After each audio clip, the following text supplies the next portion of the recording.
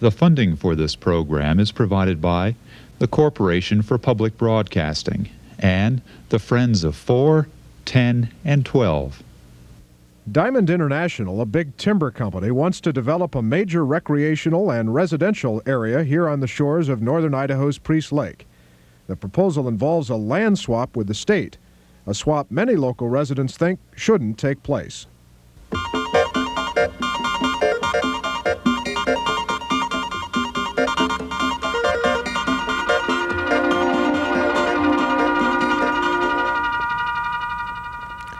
Good evening.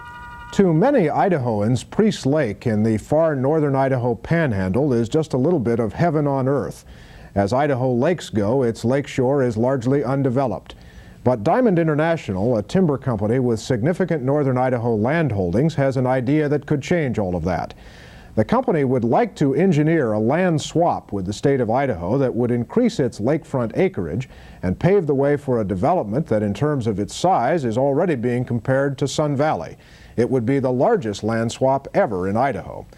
The swap must be approved by the State Land Board, which 2 days ago heard some more details about the proposal and also got a taste of what some Panhandle residents think about lakeshore development at Priest Lake.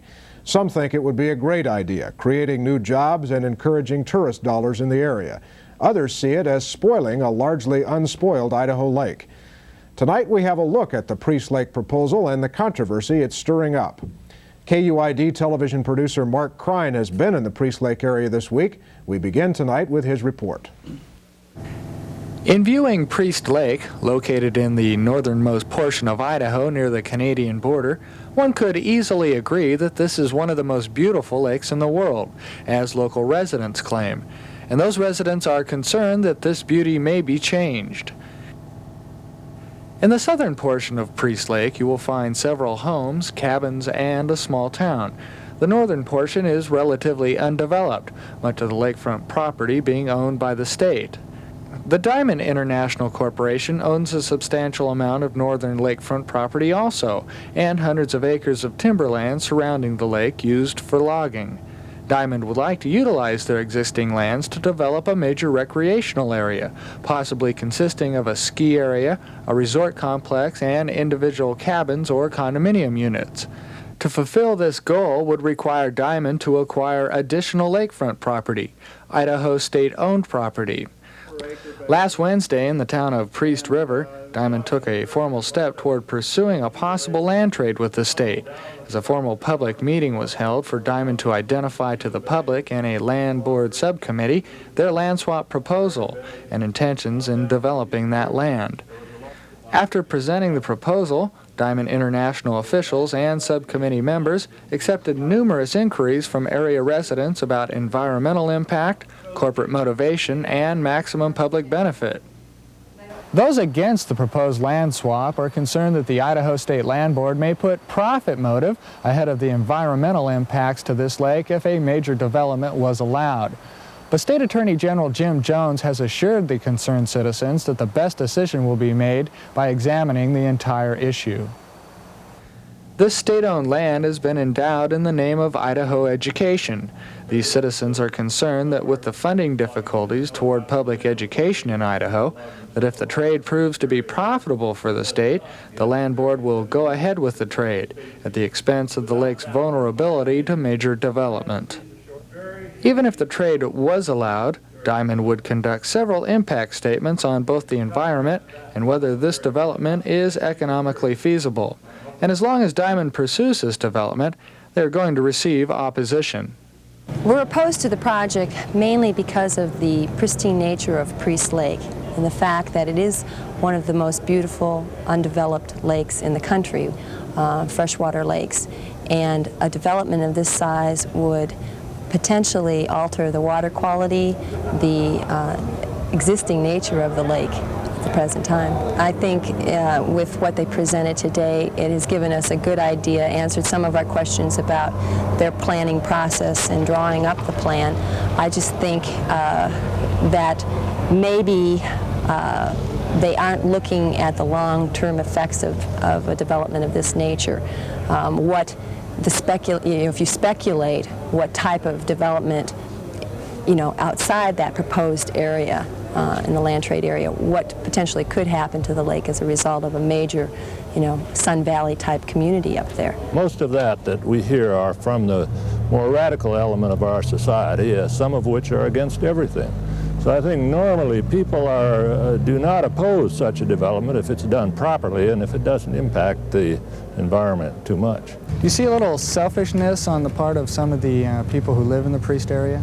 Very likely. I think it's very normal if a person has a lake cabin of their own and they enjoy that kind of life. They perhaps don't care about someone else getting the opportunity to enjoy the country up there. Not really a selfishness. I think that everybody, no matter who they are, people have a certain approach to things and how they would like to see things handled. And I think that there are plenty of areas where people can go and do the kind of thing that they're talking about here with the skiing and all the marinas and all the other things that they're planning on doing here. There are areas where people can do that. They can go right down to Lake Pend Oreille and ski at Schweitzer and do all those things at the lake there. So I think that this is more of an issue of preserving something that is important for future generations to say, hey, this is still here, we've saved it, and you can learn from this. Is this recreational venture by Diamond International Corporation a move to possibly get away from timber and more into these recreational ventures? Well, not necessarily. It is a case of having a resource that's more valuable for some other use other than growing or harvesting timber. And so they want to utilize, the new owners want to utilize that new value out there and try to capitalize on it to some degree. The lands along the lakeshore are of more value for some sort of development, and we're actually getting taxed as development property rather than timber growing property. So we feel that that land can be dedicated to some sort of recreational use, whether it's the one we have now or something, or the one we're proposing now or something similar to that, rather than just growing timber. And we don't think it will impact our need for timber that much. Producer Mark Krein, who prepared that report in the Priest Lake area this week, is with us now in Moscow. Mark, what about the mood of the folks who attended that land board subcommittee meeting this week? How would you describe it? Well, it was somewhat mixed. After the proposal was presented to the land board and to the public, most of the questions for approximately an hour afterwards were people who wanted to know specifics, and they'd also try to tag their questions with some of their emotional feelings about that. Attorney General Jones made sure that they were specific questions about the proposal and that these people did not get too emotional about it. And towards the end, one person stood up and addressed more or less the public instead of the committee and said, maybe we ought to think a little bit more positive about what Diamond is doing, and it was greeted by a big round of applause. So I'd say there was a mixed reaction of people there. We perhaps should say at this point that we've invited a spokesman for Diamond International to appear with us tonight, and they declined our invitation. Diamond is receiving some criticism for not saying more about what they're proposing, and they didn't say a whole lot, did they, on Wednesday?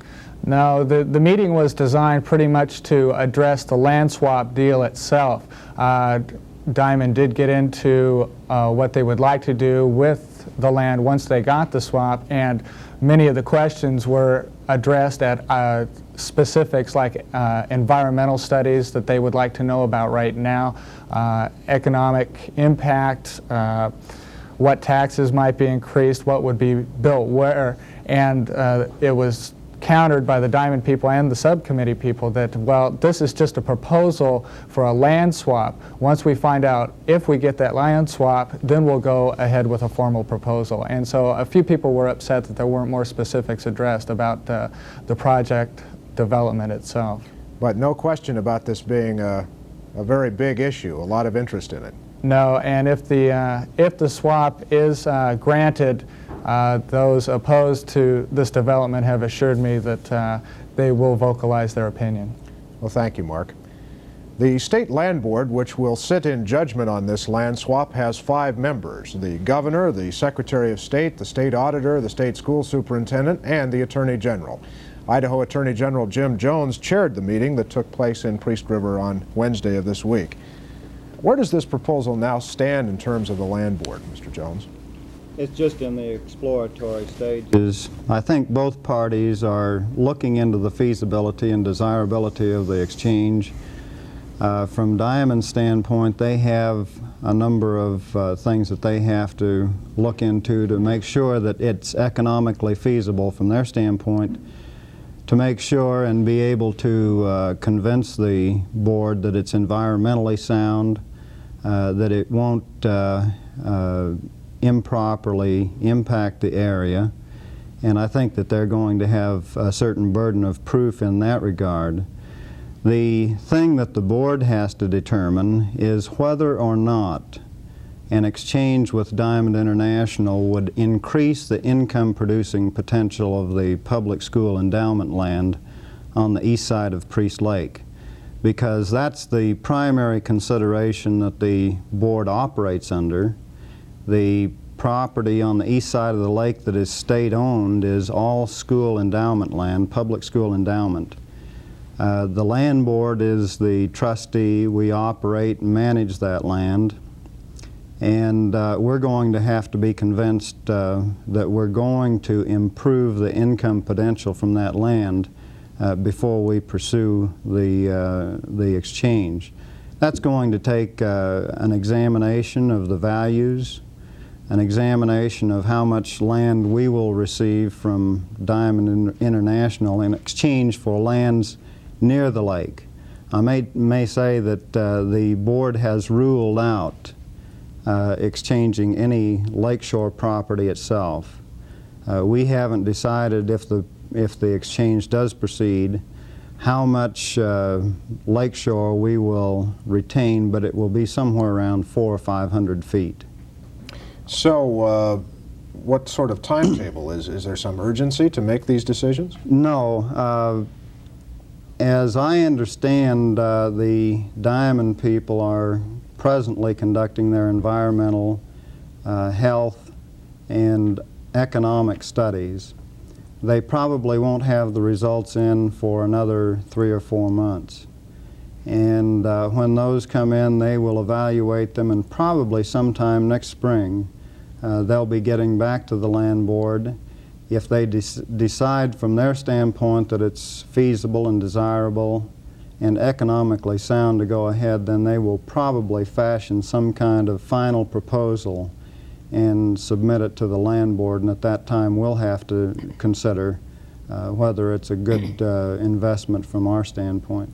But the number one thing that the land board must, by the state constitution, consider here is the economic gain to the state school endowment fund from the management of those lands. So if you can make an economic deal that returns more money to the schools, if you will, that's your number one thing that you've got to look at. That's the number one guiding principle, but as I explained to the people at the meeting on Wednesday, if that was the only thing we were looking at, probably what we would do is advertise the land for sale, put it up for public auction to the highest bidder. I don't think that that would be the best way to manage that land. We have to take into account the environmental impacts. We have to take into account, I think, the concerns of the people in the area.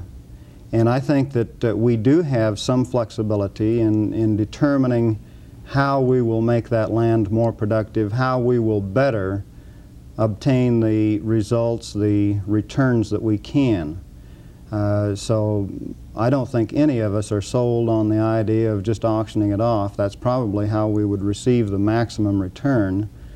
But the Constitution says that we can receive the maximum long-term gain off of the land. And I think that allows us to take into account some of these environmental and other considerations. Finally, Mr. Attorney General, you heard those comments from some of the folks on videotape who are concerned about this proposal. Did you get a sense from your meeting there Wednesday that there was a lot of opposition to this proposal?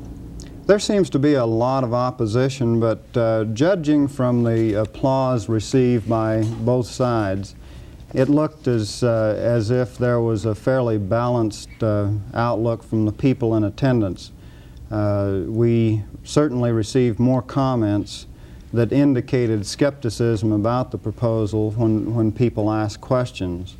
But as Mark indicated, at the end, when one gentleman said, let's wait till all the facts are in before we make our decision, and maybe the thing is not all that bad, and maybe it's worth pursuing, he got at least as much applause as the people who had expressed outright opposition. So I think that there was a fairly good mix of opinion from both sides. We'll come back, sir. Thank you. Another view of this now from a former Idaho state senator who tried several years ago to change that state constitutional provision requiring the management of school endowment lands for the highest economic gain. Art Manley lives in Coeur d'Alene. He's long been active in environmental issues in northern Idaho. He was for several years the Democratic state senator from the Coeur d'Alene area. He is with us tonight in Moscow. Is there a lot of opposition, Mr. Manley? I think, thanks Mark for inviting me on the program, but yes, I think there's a great deal of opposition, and I suspect if anyone would check on the makeup of that audience at the meeting, and if you eliminated the Diamond employees and their families, you would have found a lot less applause for that point of view. I've met with the people in the Priest Lake area on a number of occasions in recent months, and had phone calls from many of them, and also from people throughout the Panhandle. And until that meeting, I had been unable to find even one person who supported or favored Diamond's proposal or anything like it. Well, what's the concern? What's your concern? Well, of course, you've already heard some of the comments about the pristine environment that we have there in Priest Lake. Now, I don't have a cabin there. I don't intend to ever have one. I don't want to be tied down to a cabin, but I certainly wouldn't want one in a development such as proposed by Diamond.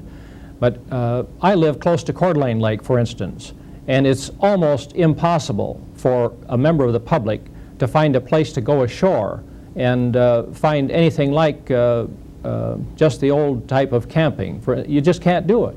It's covered with no trespassing signs all over the lake. Hayden Lake's the same. Pond Ray isn't quite as bad, but it's a series of cliffs in a large part of the lake where you couldn't get on shore if you wanted to.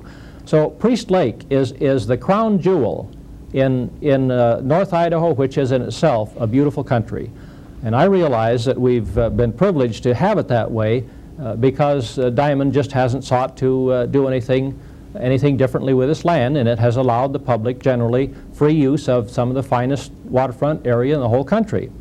But certainly I hate to see that change. I know it's going to change somewhat, but I don't think it has to change in this manner and on this scale. And I would say that I appreciate the Attorney General's comments that he just made about the other considerations aside from strictly dollars and cents, and I'm real pleased that he's going to look at the broader picture, and I hope the Land Board will too. Do you think the Land Board has handled this well up to this point? I think it has handled it poorly up to this point. There's been very little opportunity for the public to be involved or even know what's going on. And of course I realize that the Land Board itself hasn't been informed on this latest plan until officially the meeting it held the other day. First plan was came out in, I think, January of this year, and of course that was rejected outright for very obvious reasons. Now comes along another one which is certainly far from clear. It's a sketchy outline at best. But let me put one thing in perspective before I forget about it. We talk so much about the endowment fund, the income from that fund, which is the annual income is all that's available to spend, not the principal.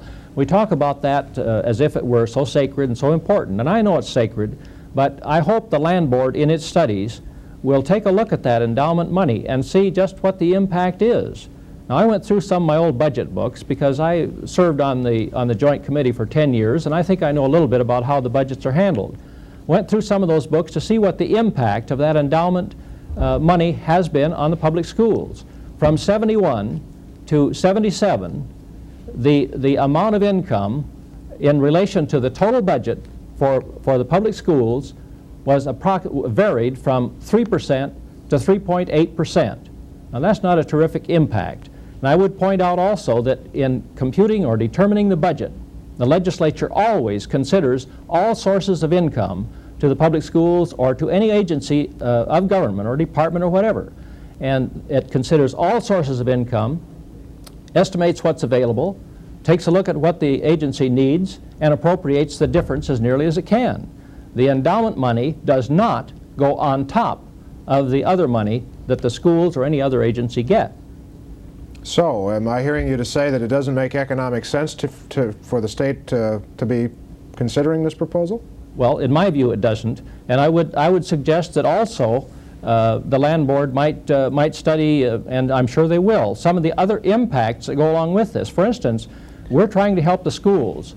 Well, what would a massive development up there, such as is being contemplated by Diamond, what would that amount to? What would it do to the schools? The Bonner County schools are full and bursting right now.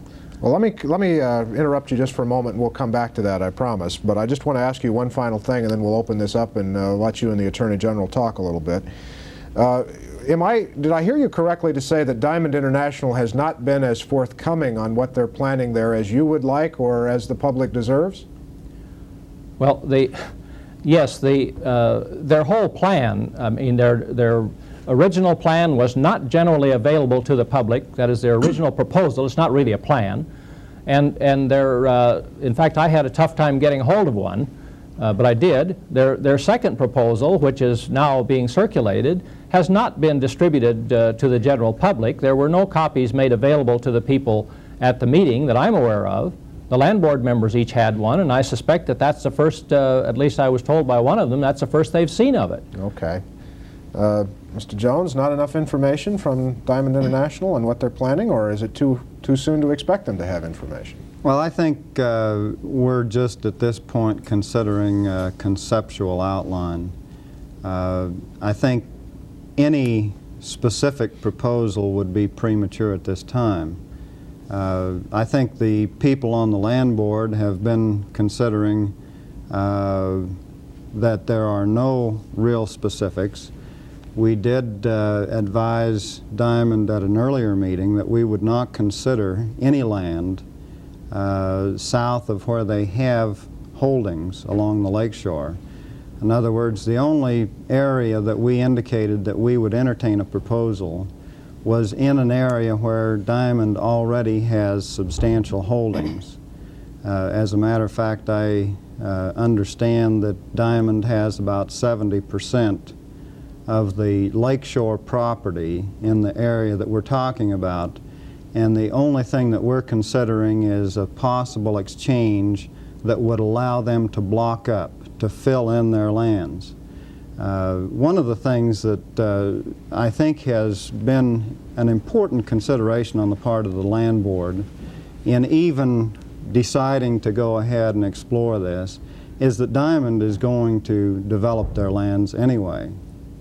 I think it would be a real tragedy if Diamond developed their lands the way that the state has handled their lands on the lake in the past. And what the state has done, particularly in the Kavanaugh Bay area, in the lower part of the lakeshore, is lease off 100-foot lots. And what that has done, it's put a lot of individual lots along the lake with septic tanks, which allows effluent to filter into the lake. It's causing, I think, from what I understand, a gradual decline in the quality of the water.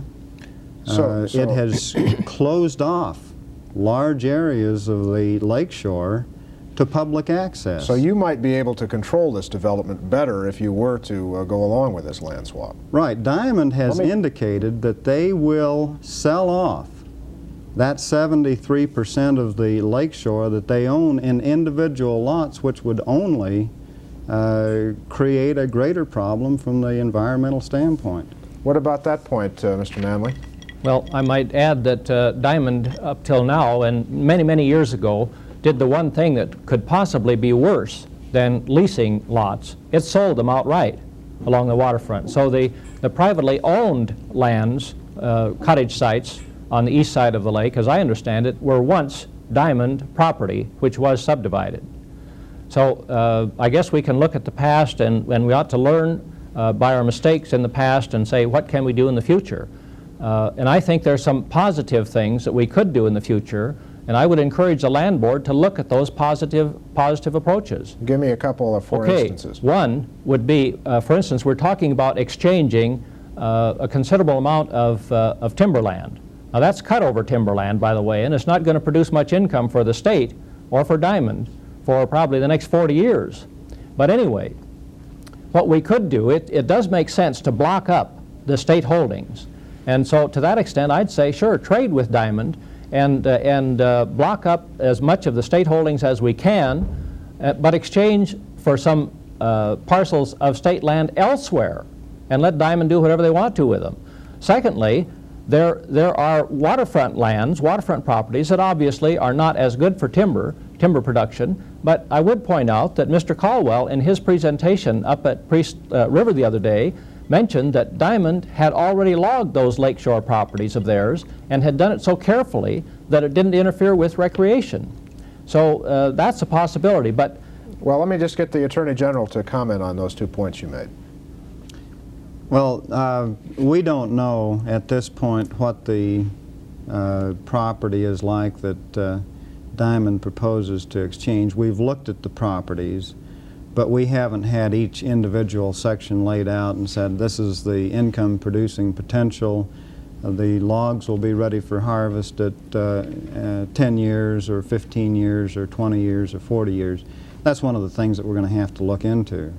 And like I said, one of the things that's going to be foremost in our minds, along with these other considerations, is that we have to be assured that our income producing potential for that land is going to be improved.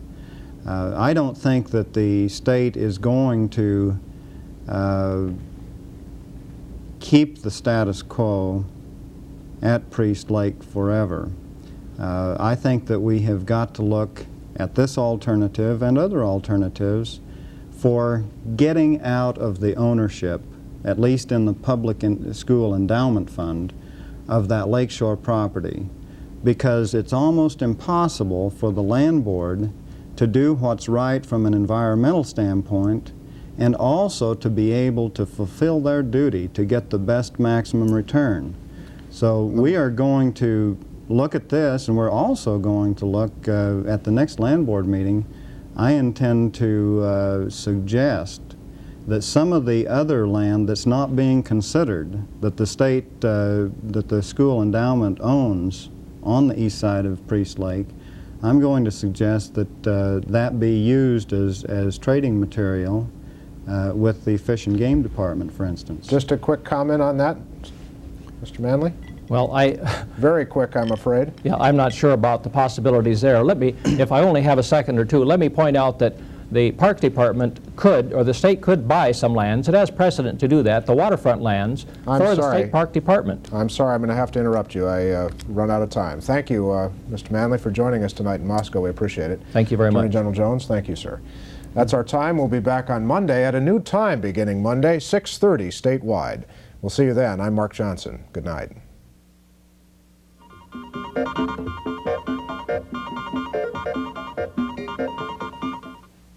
The funding for this program is provided by the Corporation for Public Broadcasting and the Friends of 4, 10, and 12.